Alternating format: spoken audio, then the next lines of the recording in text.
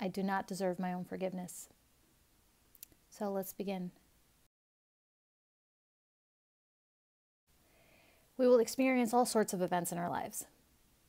Some leave a permanent mark on us more than others. A memory that seems like it remains emotionally charged no matter how much time has passed. Like everything, some memories will be positive while others will be negative. The negative memories, especially when there's guilt involved, are the heaviest ones we carry, leaving a hole in our heart since nothing else seems to provide a cure for that.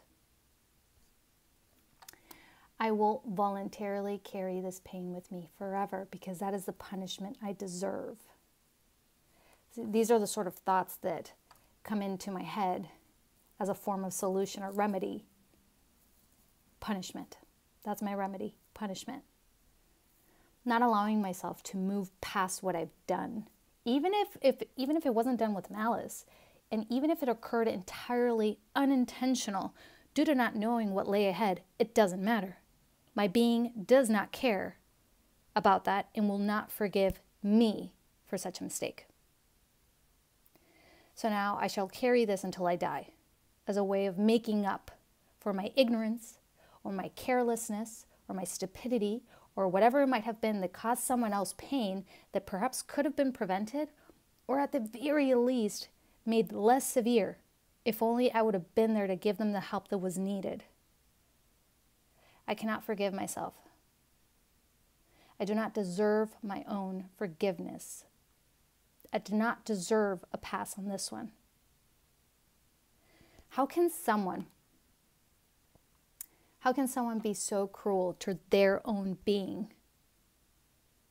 How can someone love themselves so little to allow themselves to live the rest of their lives with such a negative feeling that does not allow for a portion of who they are to heal and become alive again, instead of purposefully keeping that portion in a state of no vitality, no light, no breath, lifeless?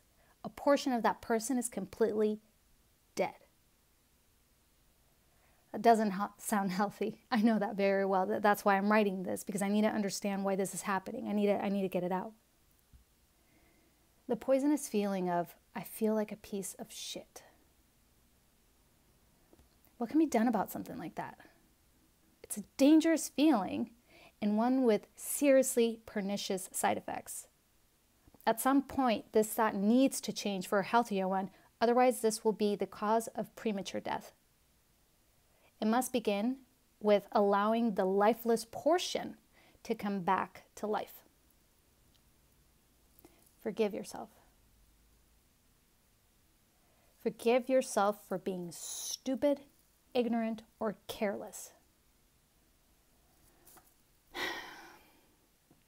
We have our intuition that guides us, right?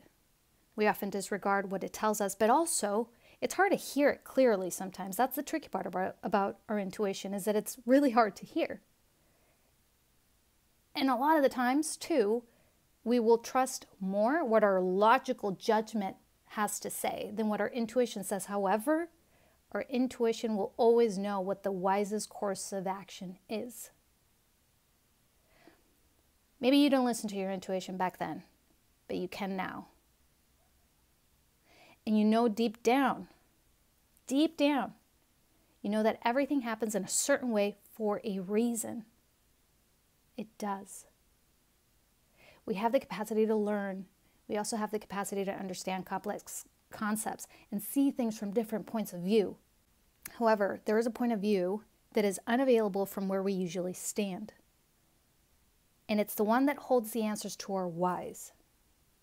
We will eventually know the answers to these questions, but for now, patience and forgiveness needs to be harnessed. Self-love through compassion. Forgive yourself. You deserve it, not just because you genuinely would do things differently if you could go back in time, but because sometimes we will make great, yet unintentional mistakes that might affect others.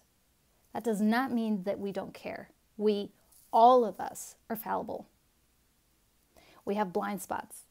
We have cognitive biases. We have hormones. We have a million thoughts, external influences, stressors, worries, fears, doubts, too many options, too many possibilities, essentially too much of everything.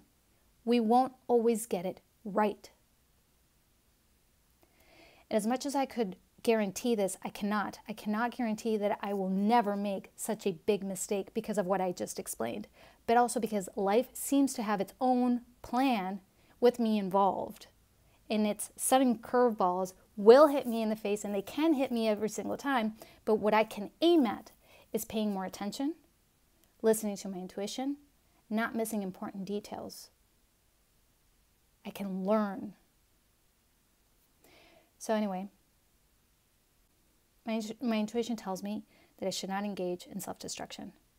I must stand on my own head, even if that's all there is for me to stand on, to see beyond the mountains. My heart does not have to contain a hole. I can look at the event as a blessing in disguise, since it left me with my biggest lesson. It gave me pain, but at the same time, I can understand others better and help them when it is needed. I could not be there for one person, but because of this one person, I can probably be there for 100 people, leading with the heart. So anyway, that's what I wanted to share. I hope it helps. I'll talk to you guys later.